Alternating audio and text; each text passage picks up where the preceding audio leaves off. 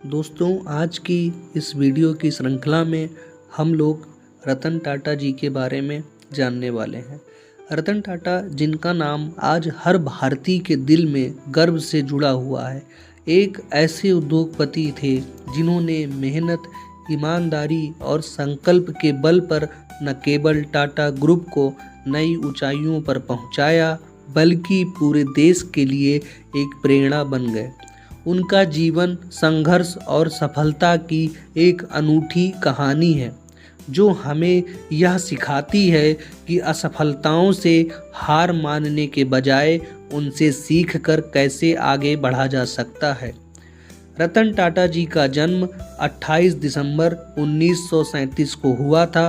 वह टाटा परिवार से जुड़े थे, जो भारत के सबसे प्रतिष्ठित उद्योग परिवारों में से एक है। लेकिन उनका जीवन हमेशा से सरल नहीं था। उनके माता पिता का बचपन में ही तलाक हो गया था और उनका लालन पालन उनकी दादी ने किया। बचपन की इन कठिनाइयों ने उन्हें मजबूत बनाया, लेकिन उन्होंने कभी भी अपने लक्ष्यों से ध्यान नहीं हटाया। रतन टाटा ने अपनी पढ़ाई मुंबई और उसके बाद अमेरिका में पूरी की, जहां उन्होंने कार्नेल यूनिवर्सिटी से आर्किटेक्चर और हार्वर्ड बिजनेस स्कूल से मैनेजमेंट की पढ़ाई की।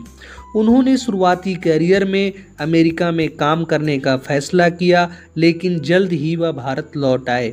टाटा ग्रुप में उनका शुरुआती अनुभव कोई विशेष नहीं था। उन्हें छोटी छोटी फैक्ट्रियों में काम करने को भेजा गया, जहां उन्होंने ज़मीनी स्तर से कंपनी के कामकाज को समझा। टाटा ग्रुप की जिम्मेदारी और कठिन निर्णय में उनकी अहम भूमिका रहती थी। 1991 में रतन टाटा को JRD टाटा की जगह टाटा ग्रुप का चेयरमैन बनाया गया। यह समय टाटा ग्रुप के लिए चुनौतीपूर्ण था। कई पुराने अधिकारी उनके निर्णयों से सहमत नहीं थे और कंपनी को भी एक नए विजन की ज़रूरत थी। रतन टाटा ने कंपनी में कई बड़े बदलाव किए।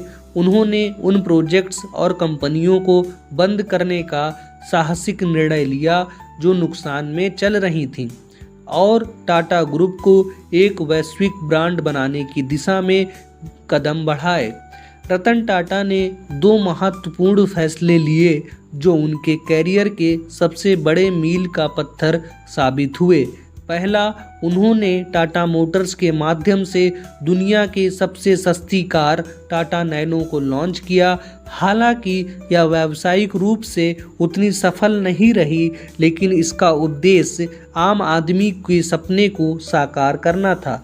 दूसरा बड़ा फैसला यह था कि जब टाटा ने ब्रिटिश कार ब्रांड जगुआर और लैंड रोवर का अधिग्रहण किया, यह निर्णय टाटा को वैश्विक स्तर पर एक नई पहचान दिलाने में सफल रहा और इसके बाद टाटा ग्रुप को वैश्विक उद्योग जगत में एक बड़ी पहचान मिली। रतन टाटा की सबसे बड़ी पहचान उनकी सरलता और विनम्रता है। इतने बड़े उद्योगपति होने के बावजूद वह हमेशा विनम्र और जमीन से जुड़े रहे हैं। उन्होंने हमेशा यह विश्वास किया है कि एक व्यवसाय केवल लाभ कमाने के लिए नहीं होता, बल्कि समाज की सेवा करने और लोगों के जीवन में सकारात्मक बदलाव लाने के लिए होता है। यही कारण है कि रतन टाटा का अधिकांश व्यक्तिगत धन सामाजिक कारणों में जाता है और उन्होंने अपने जीवन में कई परोपकारी कार्य किए हैं। रतन टाटा का जीवन हमें यह सिखाता है कि सफलता केवल आर्थिक लाभ में नहीं होती, बल्कि उस प्रभाव में होती है जो हम अपने आसपास के लोगों के जीवन पर डालते हैं। उनका जीवन संघर्ष, साहस और समाज के प्रति समर्पण की अद्भुत कहानी है। उनका एक प्रसिद्ध कथन है, मैं सही निर्णय लेने में विश्वास नहीं करता, मैं निर्णय लेता हूँ और उसे सही साबित करता हूँ। यह सिद्धांत हमें यह सिखाता है कि हर निर्णय में विश्वास होना चाहिए और उसे पूरा करने की पूरी कोशिश करनी चाहिए। धन्यवाद दोस्तों।